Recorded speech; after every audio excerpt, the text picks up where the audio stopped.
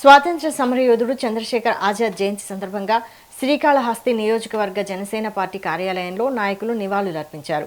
పేట brothers మిత్ర బృందం ఆధ్వర్యంలో నిర్వహించిన కార్యక్రమంలో ఆజాద్ చిత్రపటానికి పూలమాలలు వేసి ఘనంగా స్మరించుకున్నారు. చిన్న వయసులోనే స్వాతంత్ర్య ఉద్యమంలో పాల్గొని దేశం కోసం పోరాడిన ధైర్యవంతుడు చంద్రశేఖర్ ఆజాద్ అని నేతలు కొనియాడారు. భగత్ సింగ్, సుఖ్దేవ్, రాజ్గురులతో కలిసి దేశ స్వాతంత్ర్యం కోసం ఆయన చేసిన సేవలు చిరస్మరణీయమని పేర్కొన్నారు. యువత ఆజాద్ స్ఫూర్తితో అన్యాయాన్ని ఎదిరించాలని పిలుపునిచ్చారు. భారతదేశము గర్వించదగ్గ స్వతంత్ర సమరయోధుల్లో ప్రముఖుడు చంద్రశేఖర్ ఆజాద్ గారు. చంద్రశేఖర్ ఆజాద్ గారు భగత్ సింగ్, సుఖ్దేవ్, రాజ్గురు యొక్క సమకాలీనుడు, వాళ్ళ సహచరుడు. ఈయన 1906లో మధ్యప్రదేశ్లోని భావరా గ్రామంలో నగరాదేవి, రామ్జీ యొక్క దంపతులకు జన్మించాడు.